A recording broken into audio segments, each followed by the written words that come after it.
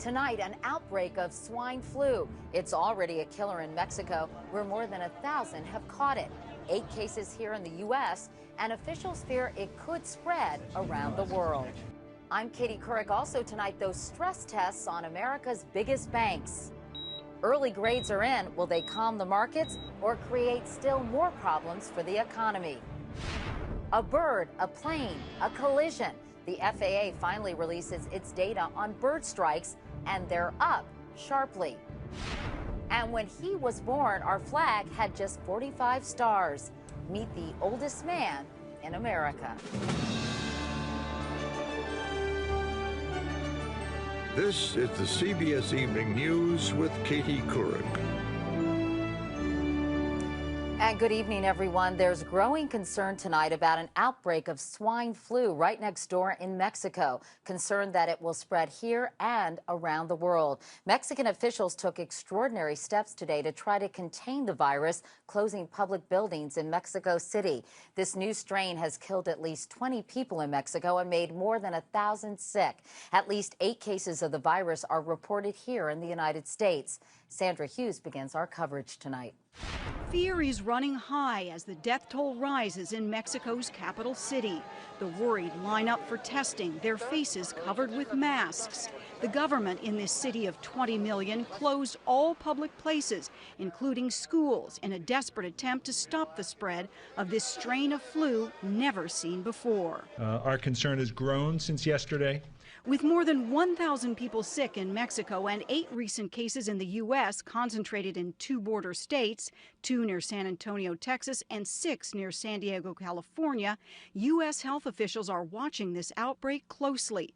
More than 600,000 people cross the U.S.-Mexico border each day, and the CDC fears it's too late for containment. As a precautionary step, the CDC is working to develop a vaccine seed strain specific to these recent swine influenza viruses in humans.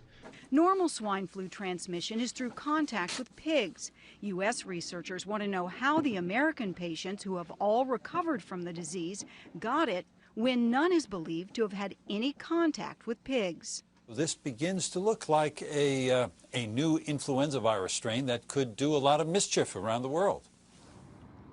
Now, officials are also concerned tonight because they have discovered this new strain that has killed so many in Mexico is in fact the same strain to sicken people here in the U.S.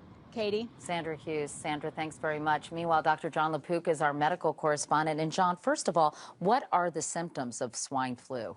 Well, similar to the regular flu, so fever, aches and pain, cough, headache, and sometimes you can get nausea, vomiting, and diarrhea. What's very important, people tend to confuse those symptoms with the symptoms of the common cold, which are much milder and generally from the neck up. All right, and how is it treated? Fortunately, this strain seems to be very sensitive to the commonly used flu meds, so Tamiflu and Relenza. The key thing, you need to take those medications. They best work if taken within 48 hours of symptoms, which is all the more reason to know what your symptoms are. Talk to your doctor if you get them. And that's not in short supply, we should mention. There's lots of it. There's lots of it on the shelf. No reason to stockpile. All right, and how serious do you believe is this outbreak? Well, the CDC and the WHO is taking it seriously. They're sending teams of people all over the place, and I find that very reassuring. They are all over this. And a little bit of a reality check, Katie. In Mexico, the health minister told us today that the death rate seems to be leveling off. And in the United States, there have been 8 cases, but all of them recovered. Only 1 required hospitalization. So there's reason for concern, but absolutely, positively no reason to panic. All right. Dr. John LaPook. John, thank you so much. Now to the health of America's banks. The government has just shut down another one, Southern Bank in Georgia. That makes 26 bank failures so far this year, topping the number for all of last year. Meanwhile, the Fed has been putting the country's 19 biggest banks through what are called stress tests. And Anthony Mason reports the banks got their preliminary results today. The bank stress test was designed to restore confidence in the markets. At least we'll have some idea of who are the healthiest and who are the weakest. Final results won't be made public for another 10 days, but the Fed today released the details of the test itself, which simulated how the banks would hold up in more severe conditions. The test simulated the economy contracting more than 3% this year, unemployment hitting more than 10% next year, and house prices falling 22% in 2009 and another 7% in 2010. But some analysts say those assumptions may not be severe enough. When you look at their bad case scenario, it's now much more like what most people are expecting. And Wall Street is still skeptical. I think it's a public relations gimmick that went bad. If the government gives the banks an A-OK, says Dick Beauvais, no one will believe it. If it says the banks are in trouble, it could cause another panic. So they've put themselves into a corner, and it's really going to be interesting to figure out how they're going to come out of it. At the same time, the government's now setting up an auction market for the banks to sell off the bad loans that have caused this crisis.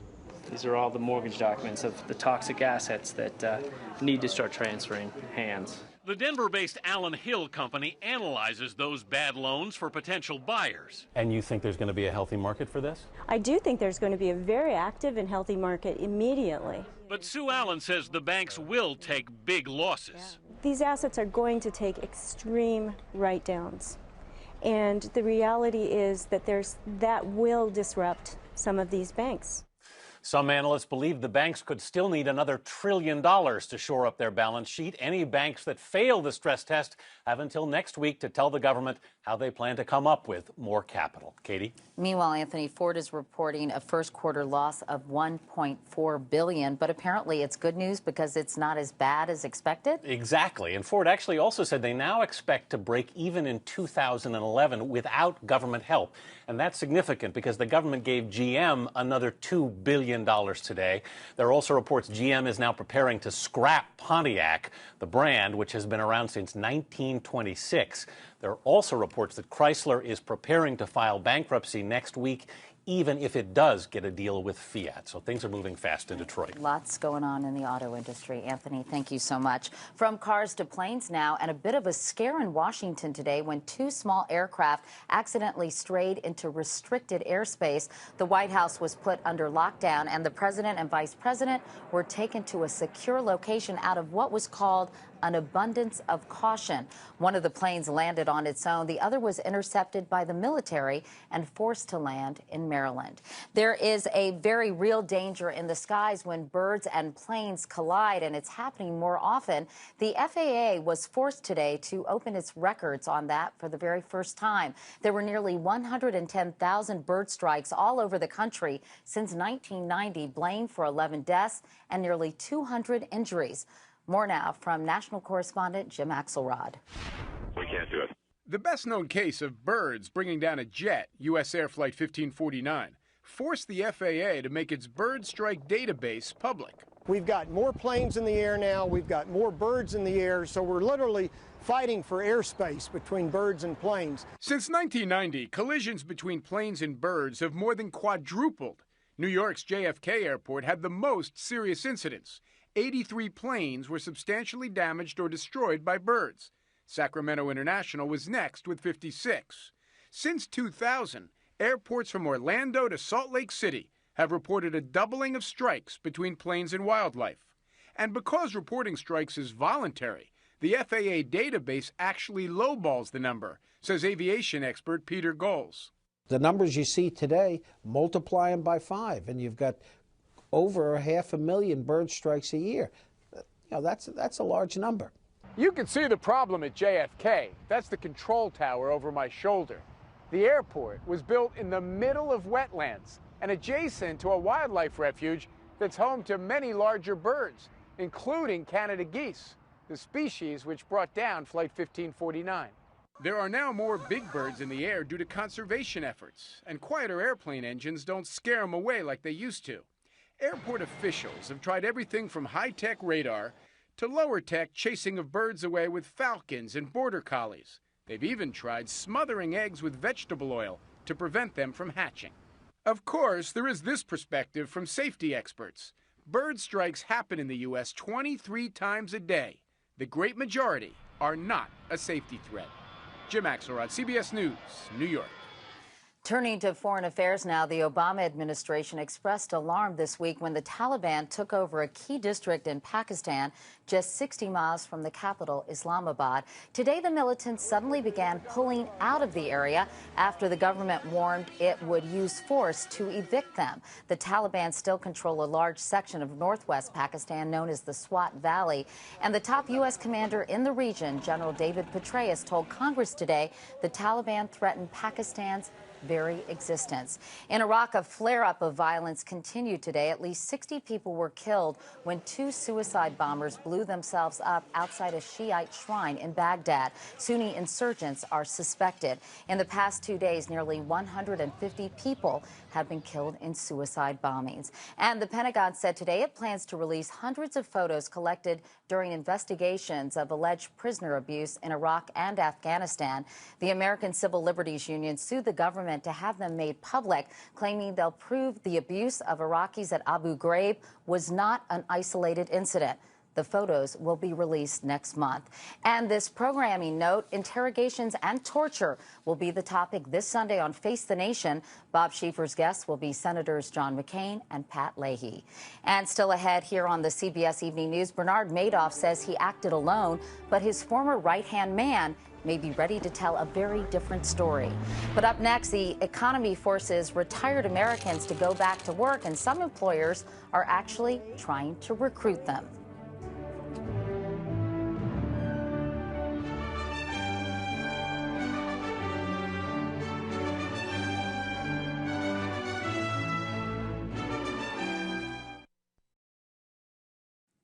Many Americans dream of the day they can finally retire, but in this economy, nest eggs are vanishing, and so is the dream. In fact, in the first 3 months of this year, 354,000 Americans 55 and older went back into the workforce. That's 82% more than the year before. And some are finding, to their surprise, their skills and experience are actually in demand. Mark Strassman concludes our series, Rethinking Retirement. Up before dawn, Bob Gill has a new job and a 45-minute commute. 3 days a week, he's a CVS pharmacist in Port St. Joe, Florida. This is amoxicillin. 4 years ago, he retired as a hospital executive. Today, at 66, he can no longer afford to stay retired. 38 years. I thought work was over. Now I'm back again. Like so many retirees, Gill and his wife Kay never banked on this recession. Their home and their 3 401k plans have lost half their value. 10 years of their 20-year retirement plan gone. There's no cavalry coming to the rescue. No. Now you're out there all alone and you've got to do something. It turns out Gill was not alone, he was in demand. Just the person CVS and a number of companies are looking for. An experienced worker with a marketable skill and a strong work ethic. A sense of maturity and experience can make a difference, particularly when there are unexpected situations. That's why companies across the spectrum, from retailers like Borders to telecommunications companies like AT&T, are joining forces with organizations like the AARP to find older workers. But not every older American can make the cut. They face a daunting late-life drama. The skills they retired with are no longer in demand. It was a total change. At 68, Elaine Cronin, a former executive headhunter, made a drastic switch. She had no choice. I guess the panic really started setting in October. This Boston native saw her retirement funds nosedive 50%. So she took a government-sponsored 40-hour course in how to work with the elderly and went from the verge of retirement to a full-time job as a health advocate, making half of what she used to. It will pay for. She picked the right field. Healthcare, education, and public utilities are among the industries looking for retrained senior workers. Community colleges offer so-called fast-track programs that last 3 to 7 months and charge anywhere from less than $200 to as much as $1,000 to teach new skills. But what you're putting on it is good. Although they never planned on working this long, Elaine Cronin and Bob Gill are proof age can be an asset in an economy with no magic pill. Mark Strassman, CBS News, Port St. Joe, Florida. For more about our Rethinking Retirement series, you can go to our new business website, cbsmoneywatch.com. Madoff.com. In other news, the medical student accused in the Craigslist murder has now been linked to another crime. Authorities said today Philip Markoff's fingerprints were found in a Rhode Island hotel where a stripper was assaulted by a man she met online. Markoff is already charged in Boston with murdering one masseuse and robbing another one. Coming up next, inside the Madoff scandal, what this man knows could make some people very nervous.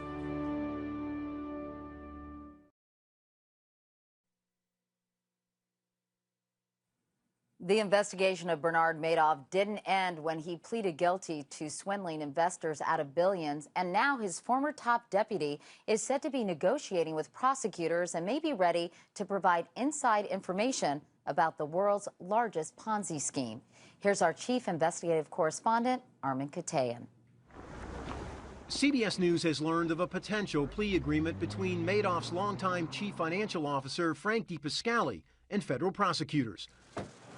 According to a source with knowledge of the Madoff investigation, negotiations between DePascali's attorney and the government intensified after the arrest of Madoff's accountant, David Freeling, last month, who is said to be cutting his own deal. I think it behooves him to come forward, say what he has to say what he knows, hope it's helpful to the investigation, and then he gets less time.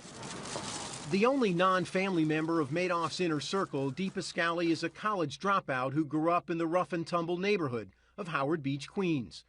He joined Madoff's firm in 1975, rising over the next 33 years to become his right-hand man, the key contact for investors. Like Dr. Murray Morrison, who said in a meeting last October, DePascali opened a window into the secret side of Madoff's operation. He told us that Bernie Madoff had said they probably shouldn't put anything in emails. A source said DePascali had, quote, nothing incriminating on any family members, including brother Peter, the firm's chief compliance officer, and Bernie's two sons, Andrew and Mark, who headed the firm's trading division. However, in exchange for a reduced sentence, DePascali is prepared to name names, to divulge the inner workings of Madoff's scheme, including his part in creating what Fortune magazine described as phony account statements. Now CBS News has learned the federal investigation has expanded to funds that helped Madoff raise money, something Frank DePascali is said to know something about. Armin Katayan, CBS News, New York. And coming up next, a man who goes all the way back to Cleveland. Not the city, the president.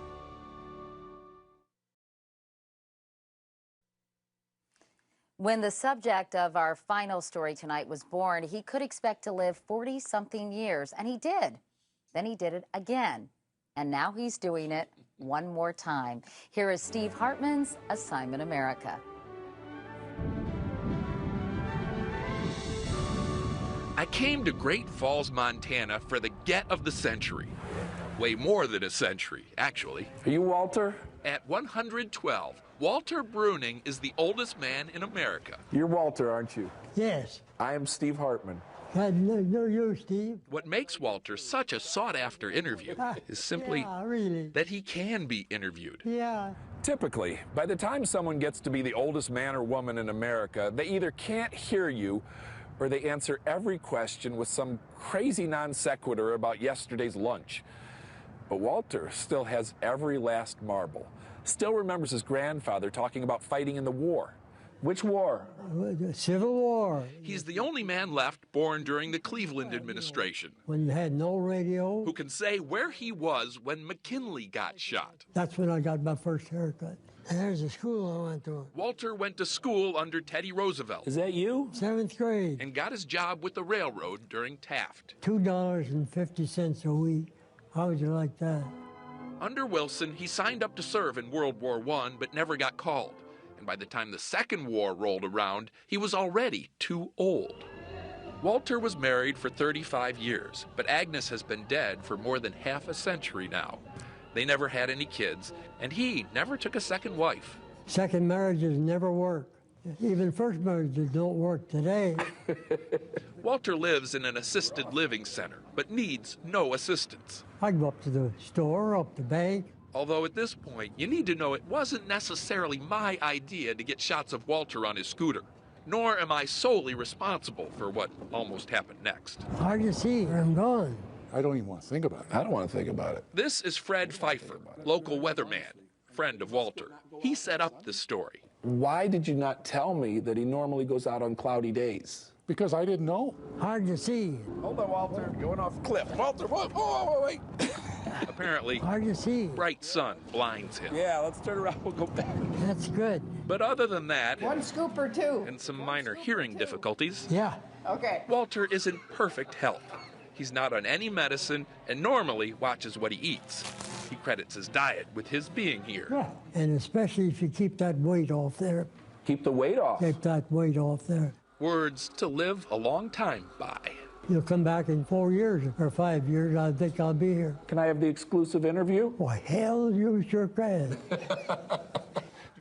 And when that day comes, you can bet I won't be asking to see him on his scooter. He is so remarkable. He's like a walking, talking history book. I know. I hope he does some, oral interviews so people can share them. Yeah, he'll really talk to any reporter who comes knocking. It's just not many people want to go all the way to Great Falls. That's true. Well, anyway, tell us about next week. Okay. When Andy Mackey's doctor told him he didn't have long to live, he took matters into his own hands and put music in the hands of others.